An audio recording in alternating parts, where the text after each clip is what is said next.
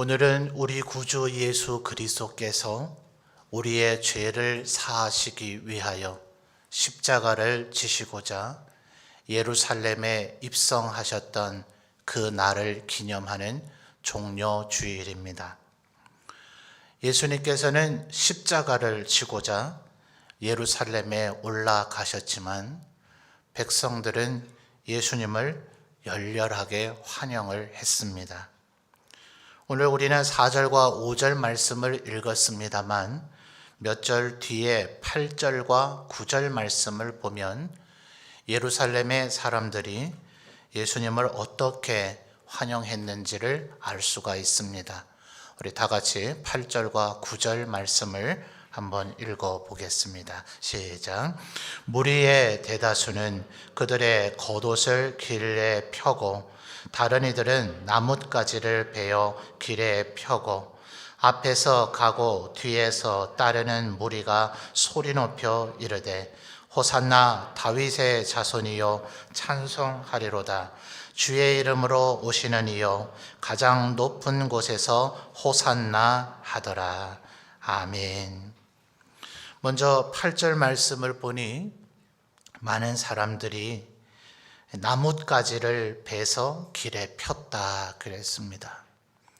이 나뭇가지가 다른 복음서에서는 종려나무 가지였다라고 정확하게 지적을 해주고 있어서 오늘 이 주일을 일명 종려주일이라 이렇게 부릅니다. 예루살렘이나 여리고 등지에 많이 자생하고 있는 잎이 크고 널찍한 이 나무 가지는 그것을 베어서 땅에 깔아 놓으면 오늘날과 같이 도로가 잘 구비되어 있지를 않죠.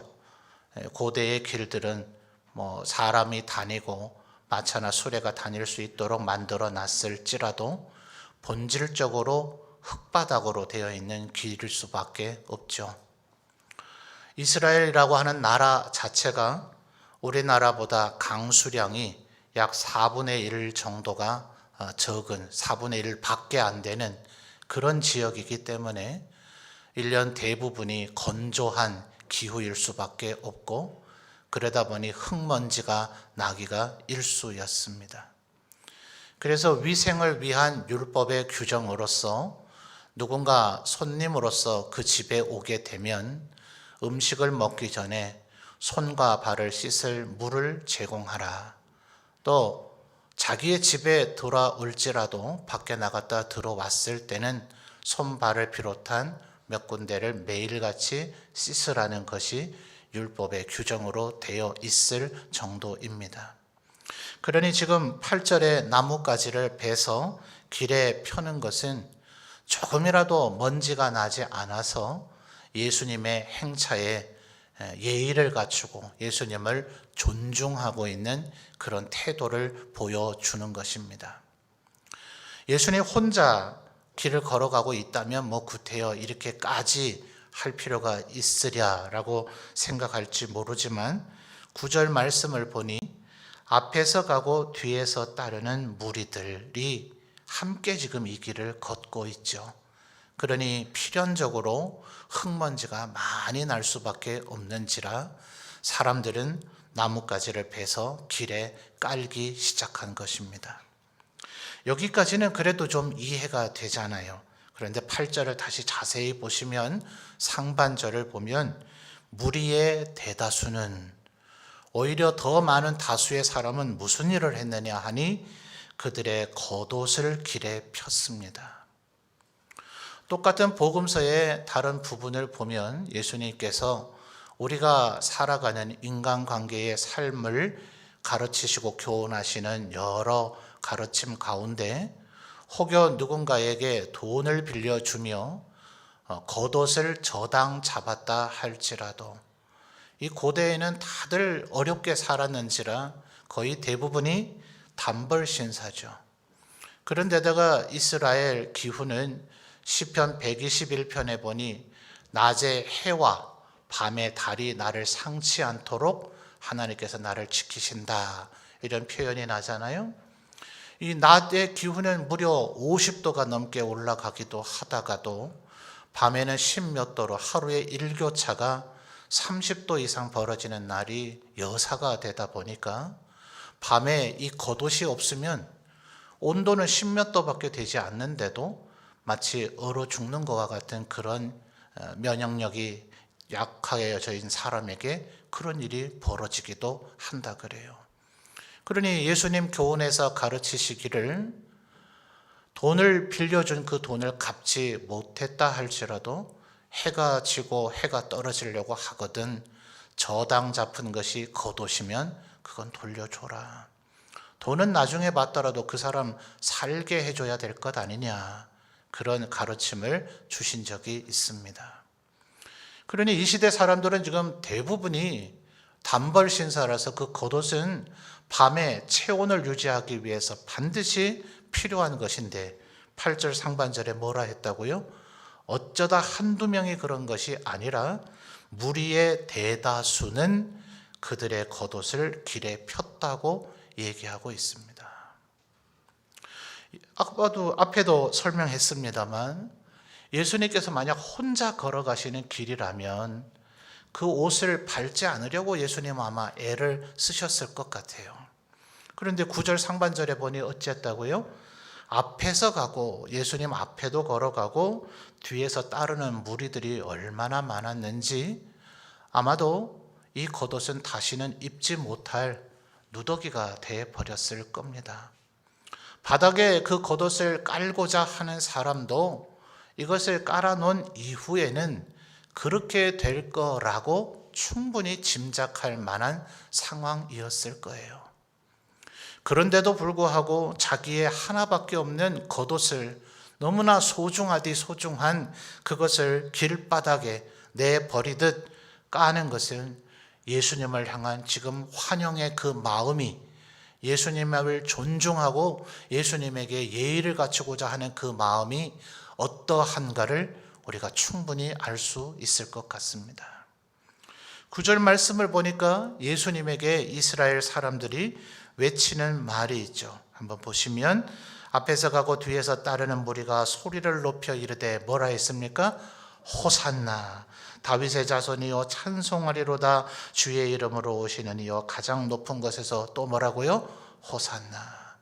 지금 외치고 소리 지르는 그 얘기의 앞뒤에 호산나라는 말이 계속 들어가고 있습니다.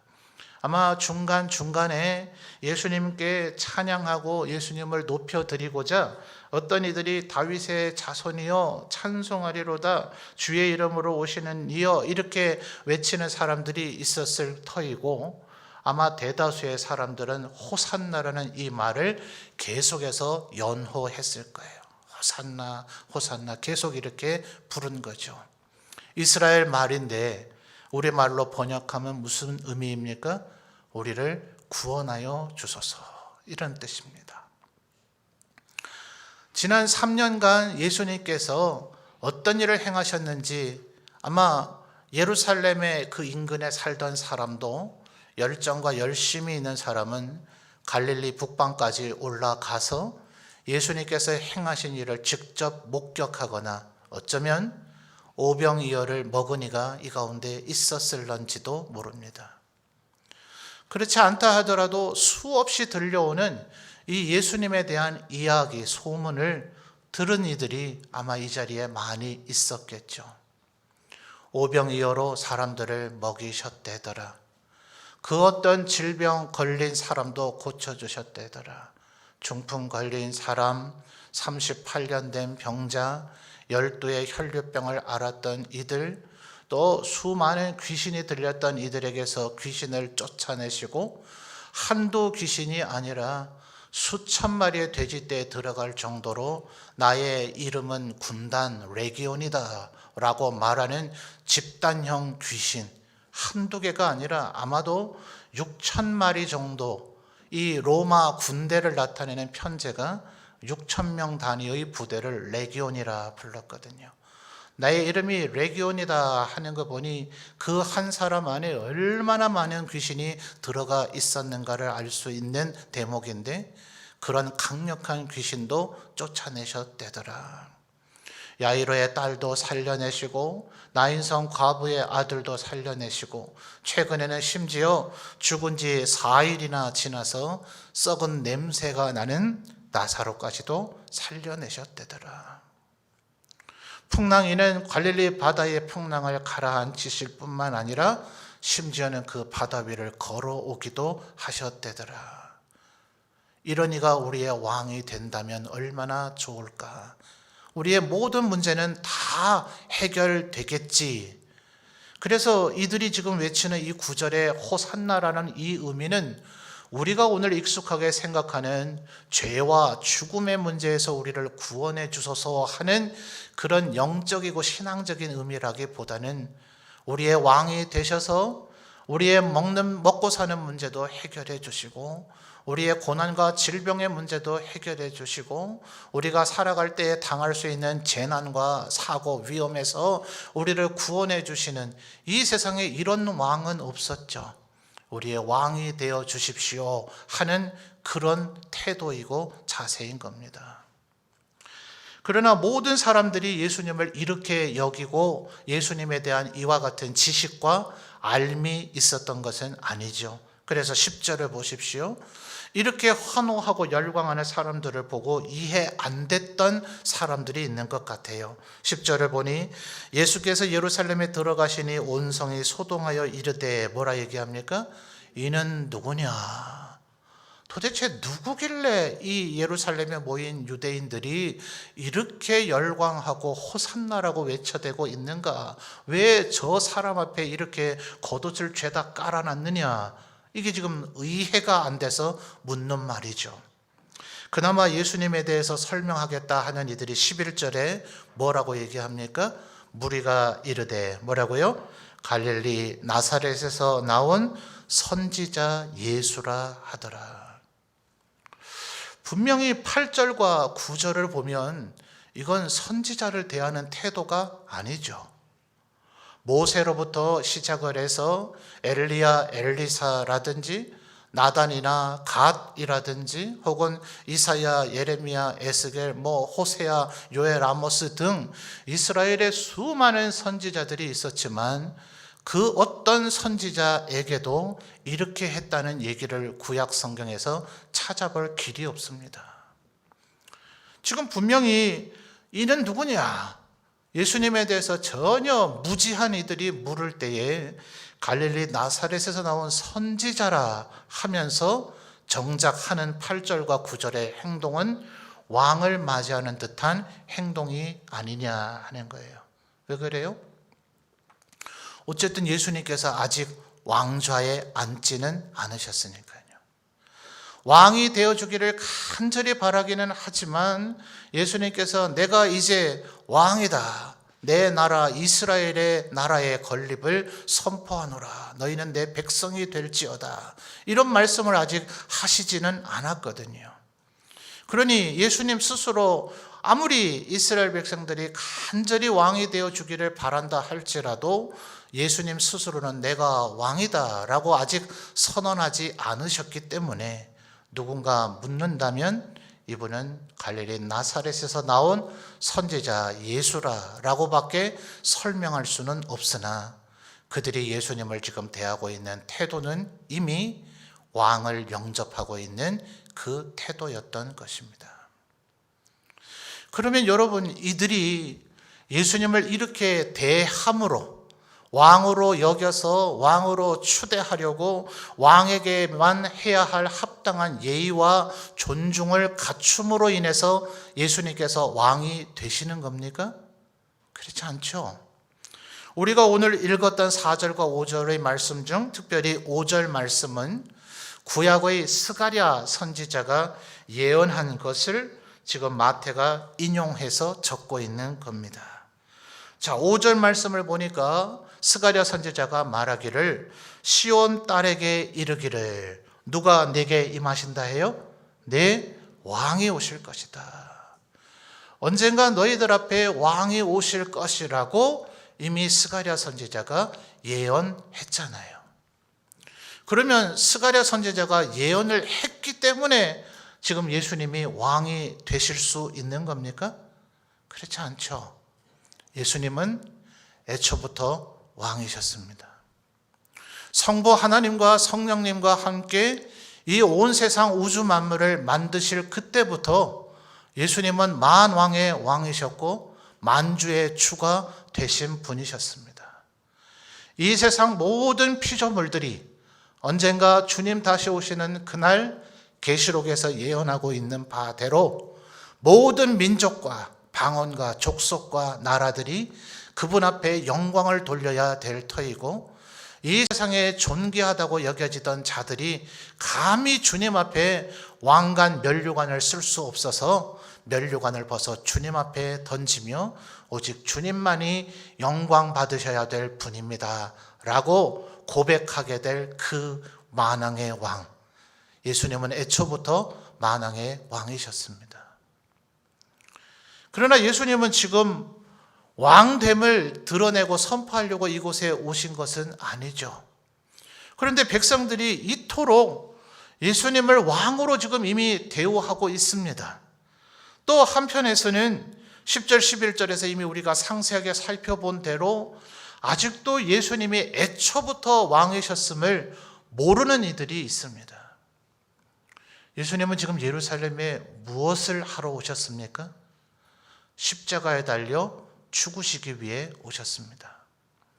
그러나 우리가 이제 이번 주간 낱낱이 다시 한번 살펴보겠지만, 대제사장과 바리새인 사두개인들이 하나가 되어서 그 원수같이 굴던 그 이들이 이 악한 일을 위해서 온전히 하나가 되어 예수님을 빌라도에게 넘겨주었지만, 빌라도는 도무지 예수님을 죽일 이유를 찾지 못했습니다. 나는 이 사람에게서 아무리 찾아도 죽을 이유를 나는 찾을 길이 없다. 그러니 마침 유대 왕인 헤롯 왕이 나에게 한번 보내봐라 하니, 또 바리새인과 사두개인과 제사장은 어찌하든지 예수를 죽여주기를 바라니, 헤롯 왕에게 보내면 그가 억지로라도 죽일 이유를 만들어주지 않으려는가. 빌라도는 헤롯에게 보내보지만 헤롯 또한 예수님에게 죽어야 할 이유를 찾지를 못합니다. 그러니 대제사장과 바리새인 사두개인들이 계속해서 예수를 죽여달라고 하니, 너희들이 이 의로운 자의 죽음의 그 핏값을 어떻게 감당하려고 하느냐 하면서 최종 판결은 내가 내릴 수밖에 없으나 나는 이 사람의 핏값에 대해서는 아무런 책임이 없다고 모두에게 보라는 듯이 일부러 세숫대야를 가져오라 해서 그곳에서 손으로 물로 손을 씻는 그런 모습을 보여주기까지 합니다. 아무리 예수님에게 죽어야 할 이유를 찾으려고 했지만 그 죄를 찾을 길이 없었거든요. 자, 예수님 뭐 때문에 여기 오셨다고요? 십자가를 달려 죽으시기 위해 오셨습니다. 그것 위에서 인간이 되셨고, 그것 위에서 30년 동안 하나님이신 그분이 인간의 삶을 산다는 것 그 자체가 얼마나 모욕적이고 수치스러우며 괴롭고 고단한 일이시겠습니까?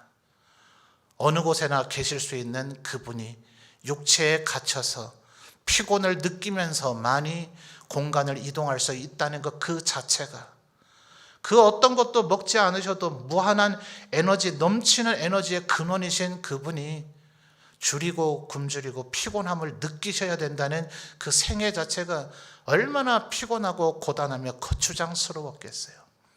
근데 30년 넘는 생애를 그렇게 살아오신 이유는 오직 십자가에 달려 죽으심으로 우리의 죄를 씻기 위해서. 지난 3년간 수많은 사람들을 만나 복된 소식, 복음을 가르치신 것은 그들로 이 구원과 영생의 삶을 살도록 하기 위해서, 오직 그 일 위해서 지금 살아오셨고 그 일 때문에 지금 예루살렘에 오셨는데, 빌라도나 헤롯은 예수님을 죽일 이유를 찾지를 못한다고 말합니다. 그때 예수님께서 왕처럼 구셨으면 얼마나 예수님이 하고자 하는 일을 더 잘 이루실 수 있었을까요? 그렇죠? 어떤 각도에서 보면 빌라도와 헤롯에게 빌미를 줄 수 있잖아요. 스스로 왕 되심을 선언하면 그래, 맞다. 너희들이 그토록 원하는 내가 애초부터 왕이었다. 너희들이 나를 추대해야만 왕이 되는 것이 아니고 스가랴가 예언을 했기 때문에 내가 왕이 될 수 있는 길이 열린 게 아니라 영원 전부터 나는 원래 왕이었노라 라고 한마디만 선언하시면 되잖아요.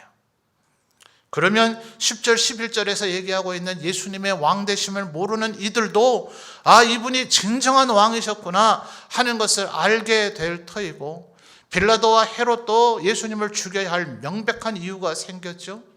로마의 황제가 있는데 감히 왕이라 하다니. 또 이때의 헤롯의 할아버지였던 헤롯이 동방에서 박사들이 와서 유대인의 왕으로 태어나시니까 어디 계십니까? 라고 물었다는 이유만으로 베들레헴 인근의 2살 이하의 어린아이는 다 죽여버렸잖아요. 그런데 예수님께서 지금 왕이라 말씀하시면 빌라도와 헤롯이 오죽 알아서 예수님을 죽이고자 했을까요? 한 번만 그렇게 하시면 되잖아요. 그런데 예수님은 스스로를 왕이라고 드러내지를 않으셨습니다. 만약 그렇게 했다면 예수님은 마땅히 죽으셔야 할 이유가 생긴 것입니다. 하나님 앞에서는 그것은 당연히 죄가 아니죠. 그분은 원래부터 왕이셨으니까. 예수님은 얼마든지 매 순간마다 내가 곧 왕이다. 내가 곧 너희 하나님이다. 나는 아버지와 함께 지금도 일하는 자다. 나와 아버지는 하나이니라. 순간순간 잠깐 이해하지 못할 말씀을 하셨던 것처럼 보다 더 적극적으로 주님의 왕 되심을 드러내셨어도 되죠. 하나님 앞에 그것은 죄가 아닙니다.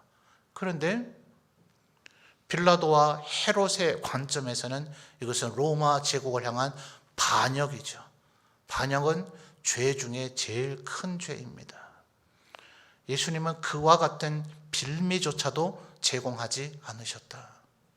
하나님의 법정에서는 무죄였을지라도 로마 법정에서는 죄인이 맞다라는 소리조차도 들을 일을 하지 않으셨어요. 그래서 히브리서의 저자가 뭐라 얘기합니까? 예수님은 우리와 근본 똑같은 인간이셔서 우리와 똑같은 감정도 느끼셔서 울기도 하시고 배고파 하시기도 하시고 때로는 피곤하셔서 주무시기도 하셔야 되고 심지어 더 나아가서 죄의 유혹까지도 받으셨지만 죄는 짓지 않으셨다. 만약 예수님께서 조금이라도 하나님의 율법이 아니라 이 세상의 법에 따라서도 책임을 져야 할 귀책 사유가 있는 죄악을 저지르셨다면 예수님의 죽으심은 그 죄값을 치른 것일 뿐 우리에게 구원과 영생을 주지 못했을 거예요.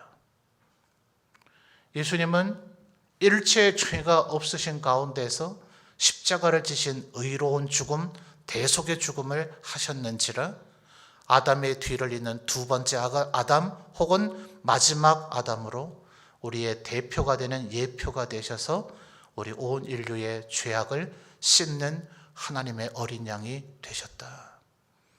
이 한순간, 그저 한순간만이라도 그래 맞다 내가 바로 너희들의 왕이다 라고 얘기하셨어도 되지만 주님은 이 한순간마저도 그와 같은 유혹에 넘어가지 않으셨다. 그래서 스가랴 선지자는 뭐라고 예언을 했습니까? 5절 말씀을 다시 보시면 시온 딸에게 이르기를 네 왕이 내게 임하나니 그는 어떤 분이셔요? 겸손하셨다. 예수님은 이 마지막 십자가를 지기 위한 이 순간 모두 다 지금 원하고 있잖아요. 아까 우리 8절에서 살펴본 바대로 무리의 대다수가 예루살렘에 모인 사람들 대다수가 비록 극소수는 예수님이 누군지 몰라서 이는 누구냐라고 질문했을지라도 그 자리에 모인 대다수가 이는 진정한 왕이 아니시더냐 이 같은 이가 왕이 되어야 하지 않겠느냐 하면서 모두가 호산나를 연호하고 있을 그때에 한마디만 하시면 되잖아요. 내가 바로 왕이 맞다 하셨어도 되지만 주님은 단 한마디 그와 같은 얘기를 하지 않으셨더라. 이어지는 말씀은 뭡니까? 예수님께서는 낙이 곧 어떤 짐승이에요? 멍에 매는 짐승의 새끼를 탔다고 기록하고 있습니다. 7절 말씀을 보니 나귀와 나귀 새끼를 끌고 와서 자기들의 겉옷을 그 위에 얹었습니다. 말이라면 이렇게 안 하겠죠. 안장을 얹겠죠. 그 안장을 나무로 틀을 짜서 만들거나 혹은 그 바깥에 가죽을 덧대서 꾸미거나, 가죽만으로는 높은 지체에 있는 왕이나 장군이나 황제의 그 지위와 그 영광과 위엄과 권세를 드러낼 수 없기에 거기에 각양한 금은 보석으로 장식을 한, 누가 보더라도 저 말 위에 타신 분은 우리와는 다른 특별한 분이시다라는 것을 드러내는 것이 안장이고 말에 드려진 장식들이었죠. 대부분의 왕이나 장군, 위대한 이들은 자신의 그 권세와 위엄을 드높이기 위해서 흰 말을 가능하면 골라 타곤 했습니다. 여러 말에 얼룩말도 있고 갈색, 회색 말도 있겠지만 사실은 흰 말은 태어나기도 어렵고 그 말을 그렇게 보존하고 계속 만들어내기 자체가 쉽지 않죠. 그러니 흰 말 자체가 뭔가 대단한 권능과 능력과 영광이 있는 듯한 이미지를 보여주거든요. 그렇게 해서 자신의 권세를 드높이고 영광을 드높이고 모든 사람들이 그 앞에 꿇어 복종하게 만드는 것이 모든 왕들이 하는 행동이었는데, 주님은 이 나귀는 사람을 태우는 용도가 아니었어요. 5절 하반절에 뭐라 했다고요? 멍에 매는 짐승, 짐을 싣는 용도입니다. 이 나귀나 나귀 새끼에 타면 그는 사람이 아니라 이제 물건 취급이 당하는 겁니다. 그런데 주님은 일부러 나귀, 그것도 나귀의 새끼, 나귀, 어미 나귀나 수컷 나귀, 큰 다 자란 나귀들은 그래도 제법 짐을 실어 봤으니 인간의 의도에 순응하겠죠. 근데 나귀 새끼, 단 한 번도 짐승 어떤 물건들을 실어 본 적이 없는 나귀 새끼가 얼마나 익숙하지 않아서 날뛰었을까요? 예수님이 이 나귀 새끼를 타신 모양 자체가 위엄과 권위와는 아무런 거리가 너무나 멀었습니다. 왜 그렇게 하셨습니까? 바로 멍에 매는 짐승이었기 때문에, 그 자체가 겸손이었기에. 예수님께서는 단순히 우리를 대신하여 죽으심으로 끝내는 것이 아니라 이제 예수님의 뒤따라 예수님을 따르는 우리들, 주님 우리에게 뭐라고 약속하셨습니까? 12 사도들과 우리들에게 너희들이 나를 따라 너희의 십자가를 지고 나를 따르면 너희들이 천국에서 나와 함께 왕 노릇하게 될 것이다. 그런데 그 왕이 어떤 왕인가? 다른 이들에게 군림하고 다른 이들에게 권세와 영광을 드높이는 그런 왕이 아니라 예수님께서 친히 지금 본을 보이셨는데 5절 하반절에 어떻게 해요? 겸손하시고 그가 하는 일의 가장 두드러진 특징이 멍에를 매는 것이더라. 예수님께서 이 일을 행하시고 보여주심으로 이제 제자들은 어떻게 살아야 하는지를 마음에 새기게 되었습니다. 그래서 바울 사도는 빌립보서 2장에서 뭐라고 얘기합니까? 너희가 이 마음을 가지라. 곧 그리스도 예수의 마음이니 그는 근본 하나님의 본체셨으나 죽기까지 복종하셨다. 이 죽음의 길을 걸어가는 이 길, 이제 곧 고난을 당하시고 죽으셔야 되는 이 길, 누구라도 단 한 번쯤은 겸손하고 멍에를 매는 삶을 산다 하더라도 내가 원한 것도 아니고 시킨 것도 아니요, 다른 이들이 모두 다 나를 이미 왕으로 대하고 있을 이때쯤 단 한 번만이라도 맞다, 내가 너희들의 왕이 맞다, 한마디쯤은 하고 싶을 유혹이 누구에게라도 있을 것인데 주님은 이 마지막 순간까지도 그 마음을 흐트러뜨리지 않으시고 겸손하셔서 멍에 매는 짐승의 새끼를 타셨더라 하는 것입니다. 우리 안에 이 마음이 있기를 원합니다. 여러분, 우리들이 이 세상을 살아가다 보면 때로 다른 이들이 우리를 칭찬하고 우리를 존중하고 우리에게 예의를 갖추고 우리를 높여주고자 할 그때에 그래, 모두 다 이렇게 나를 대하니 내가 목에 어깨에 좀 힘도 주고 나 원래 그런 사람이야. 이렇게 좀 행한들 그것이 무슨 그리 큰 허물이 되랴. 아니요, 우리 구주 예수 그리스도께서는 이 마지막 순간마저도 겸손하셔서 낙이 새끼, 멍에 매는 짐승의 새끼를 타셨더라. 우리도 주님과 같이 이와 같은 그리스도의 마음을 가지고 끝까지 이 좁은 길을 잘 걸어가 언젠가 주님 다시 만나는 그날 착하고 충성된 종이라 칭찬받을 수 있는 우리 모든 성도들이 되시기를 바랍니다.